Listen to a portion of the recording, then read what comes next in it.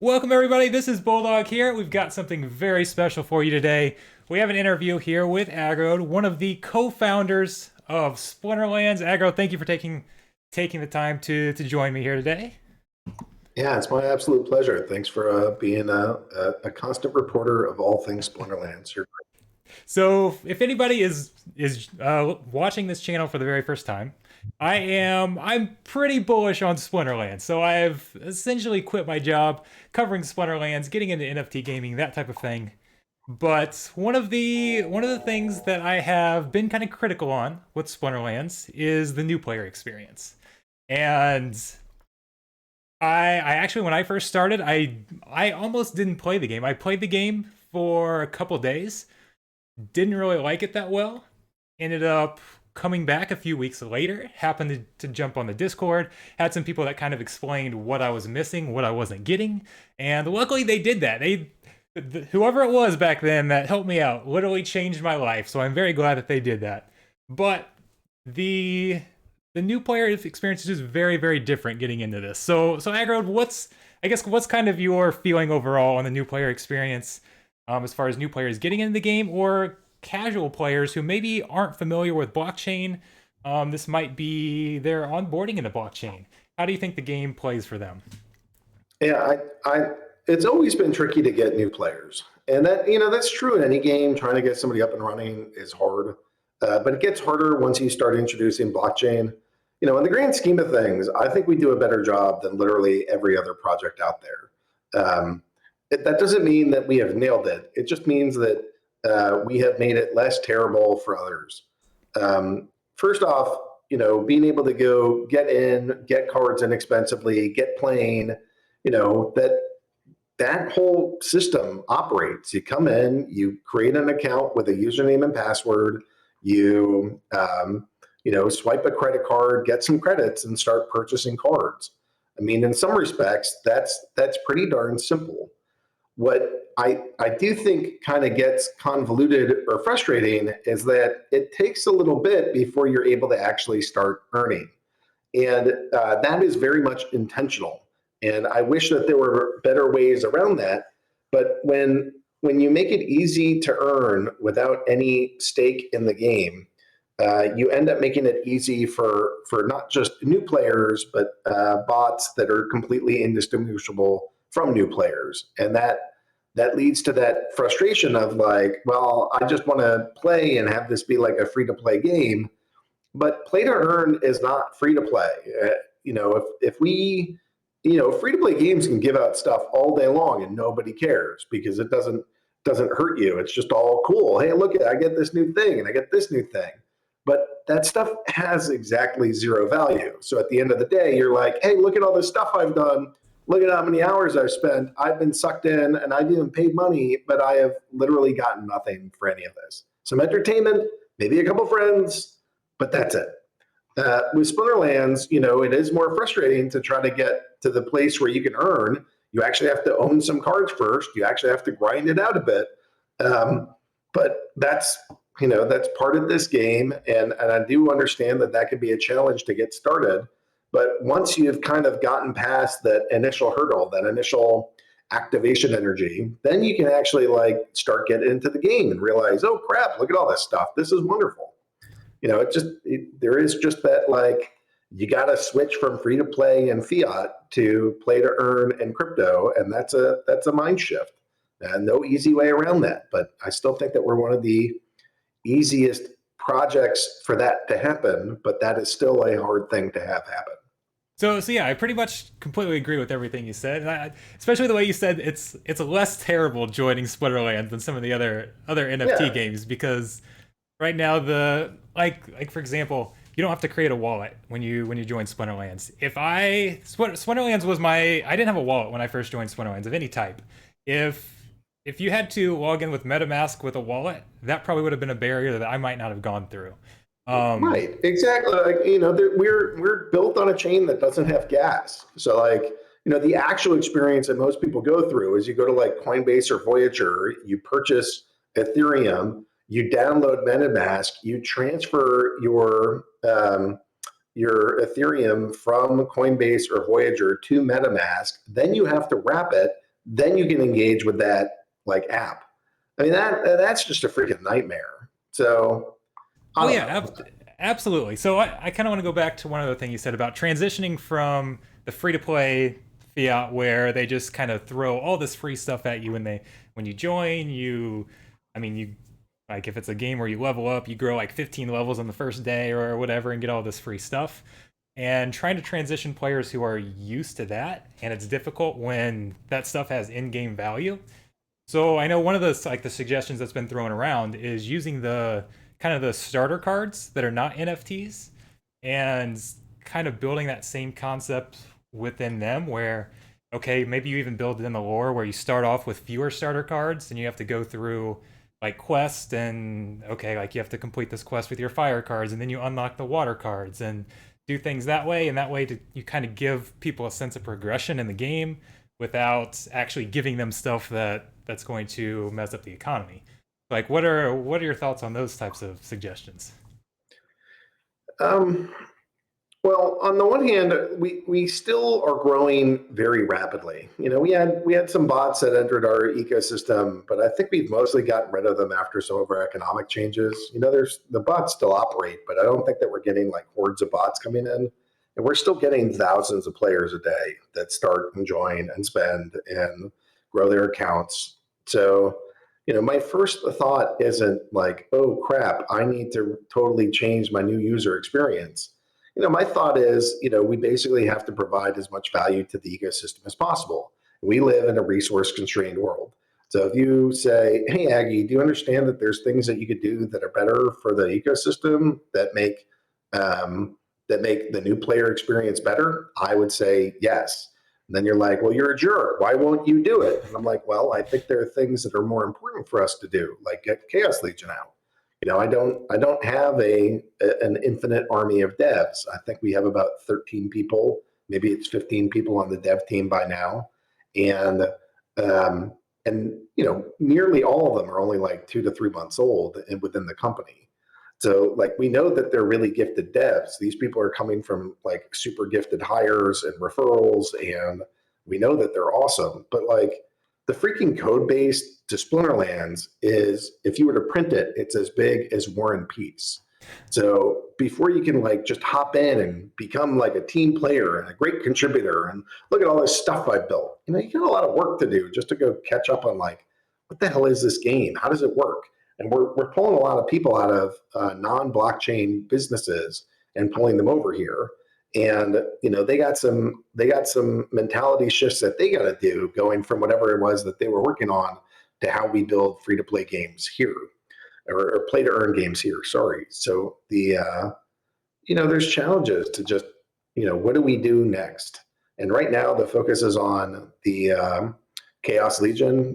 December 8th is coming around. We have to go get all the cards out, and that's it's not Herculean, but that's a pretty fast pace, especially as this game gets bigger and bigger. Trying to get anything out slows down, and so that is an aggressive timeline. I think we're going to meet it, but that takes a priority. And then we want to get the wild and the modern format in. That's another big project. And we have staking for SPS. We have the land. These are all the things that we've talked about and promised. I submitted some things for boss fights and trying to get, like a reputation system for killing all these bosses. And, the question becomes, when does the new player experience rank higher than those things?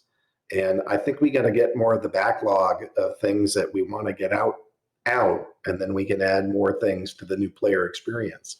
But we're still talking like 3 to 6 months before that is the majority of what we're doing. You know, the And I can the certainly understand that. As somebody that owns 3 tracks, I definitely don't want anything that's going to push land back any yeah, farther. right, So I can right. certainly appreciate that. And would you say so? Like the app, for example, is another place that all players play, but you can get new players coming in the app store and that type of thing. Is that kind of along the same lines where you'd like to improve it, but it's just higher Yeah, priorities? I think that thing is getting a whole rework. I haven't sat down for the latest on it, but I think we have to change the way that we actually develop the site. We got to go build mobile first, and then allow for larger designs. And that's not how we built it. So we have to like build the game and then build the app, and they're separate. And now we want to make it so we just have to build once and we get both. Um, the app surprisingly is only like 2% of our user base, and it's a very small portion of our financials. So it's not the highest priority, but that said, we still want to make it nice. And I think, part of the reason why not people don't, it's like chicken and egg, right? Like, why would I use the app if the app doesn't have all the features? Well, why would we build the features if nobody's using the app? So I think what we have to do is sort of make it so that we build the app and the features at the same time. And so both the web development and the app development are simultaneous. And when we get there, which is after Chaos Legion, after SBS, after Land, or maybe we're getting big enough that that might actually end up being concurrent. But everything is in that same holding pattern that good ideas aren't good enough to make it into like operations. You have to be a great idea. You have to be an exceptional idea. And it's frustrating because a lot of players are going to get that feeling of like, this is where good ideas go to die. And the answer is yes, but don't take it personally. What actually is happening is that good ideas don't make the cut and exceptional ones do. And that's how we all have nice things. So, at some point the pendulum will swing back around to the thing that needs the most work is the new player experience. How do you deal with your keys? How do you transfer stuff? What's a resource credit? How does the market work? We get past just how do you play the game and get into like, what the hell is all this blockchain stuff? And we'll build that too. It's just, you know, that is actually another set of problems because my creative team needs to grow to match my developer team. When you make one of these games, it's something like uh, before production, before it actually goes live, it's something like 70 to 80% content, and really only like 20 to 30% development. And after it's live, well, now it's mostly like 80, 90% development and only 10 or 20% content. But, in the process of this, it's a lot of the content team. And whenever we want to build new features, we have to pull them off of whatever projects they're working on. And so to build the new player experience is actually something that involves both. It would involve the content team, creating all these modules and the walkthroughs and the characters, the discussions, the clicks, the icons, the everything. And then you have to go program it all in so that it functions. And then it takes the dev team, and then somebody has to manage that. And, we're kind of just allowing the community to be that.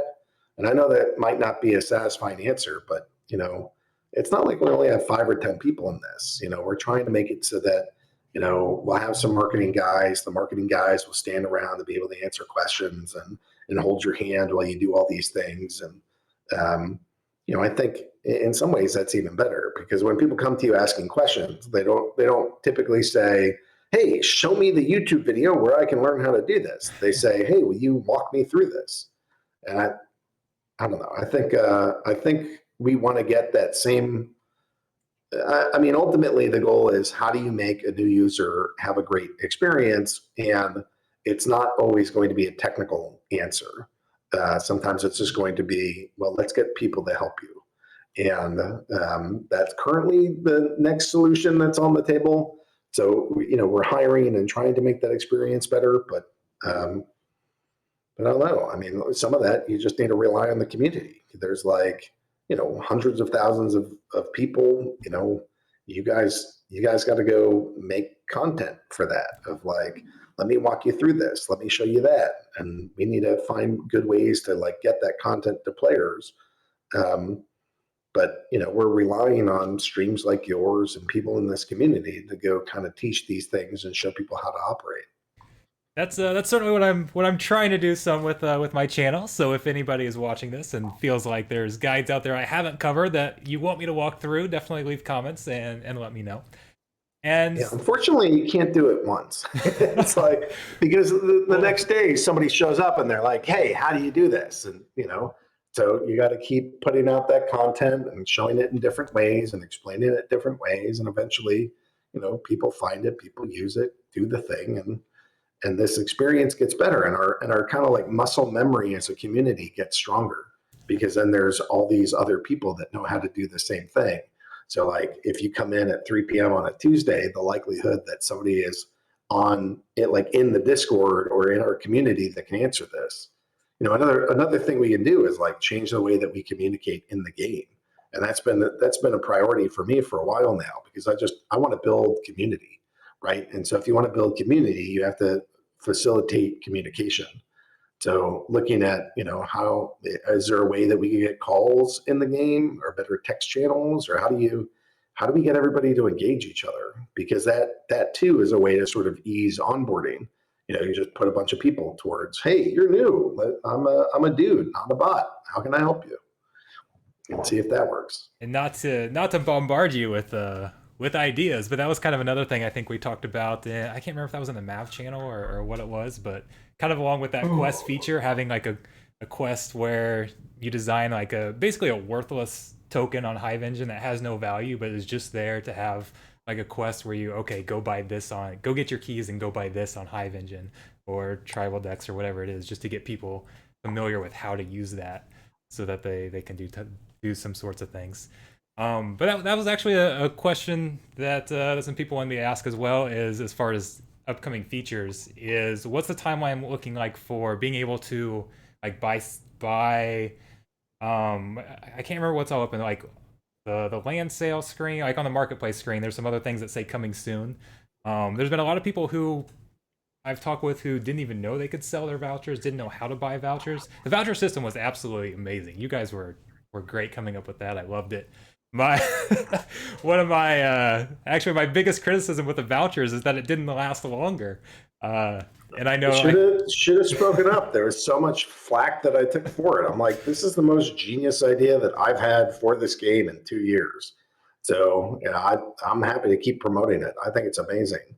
And I think it took people a little bit of like giving it to them and taking them away before they were like, wait, I actually really like that.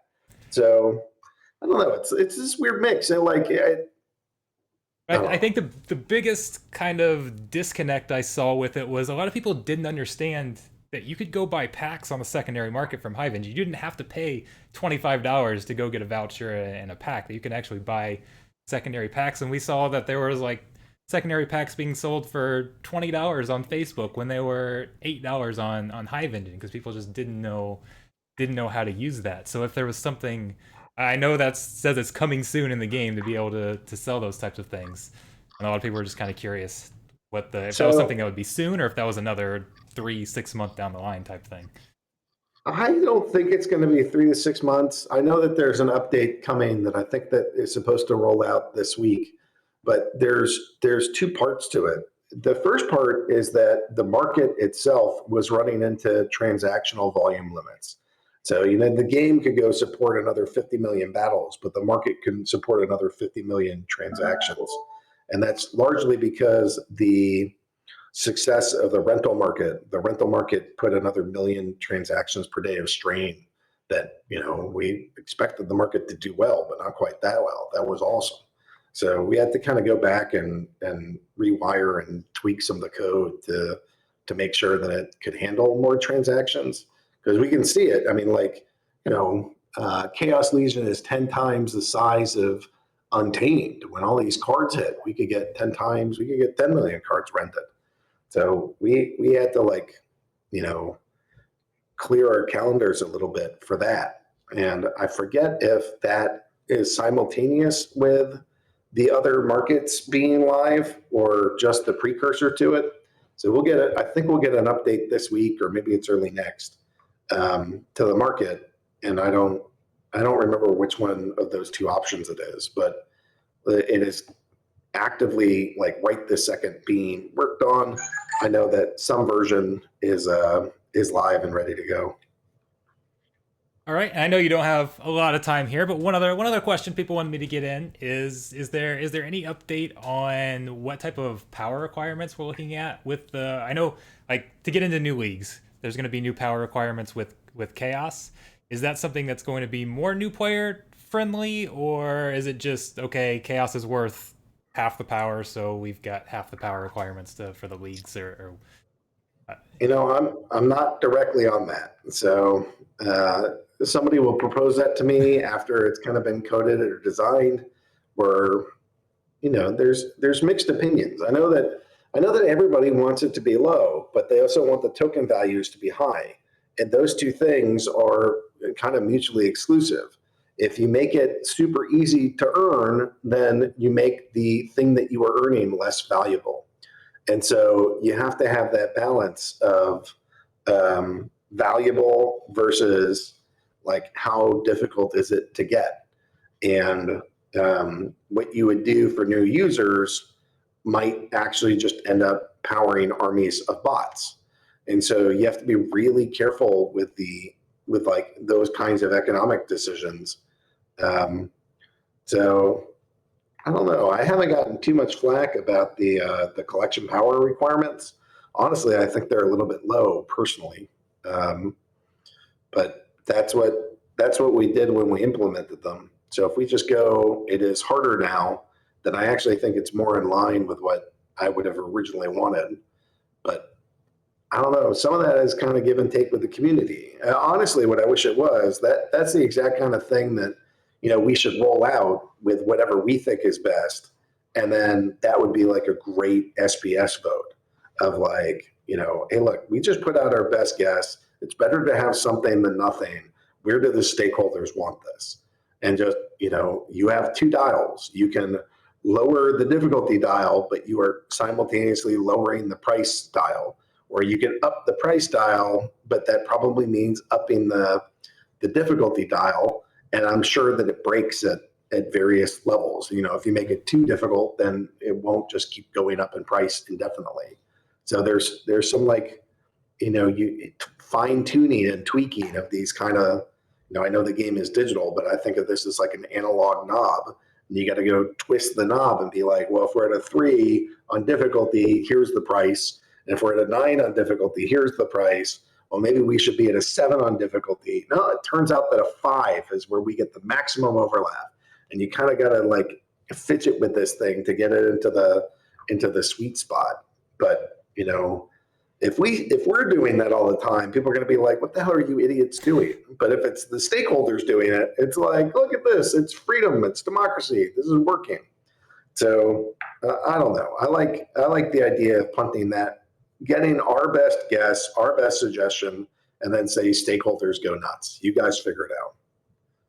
I like that. I can't wait until that's kind of a normal thing for features, and be interesting to see what happens to SPS price when we get to do more of those things and get more say in the game, because I know that's again one of those things that's coming, but it takes time.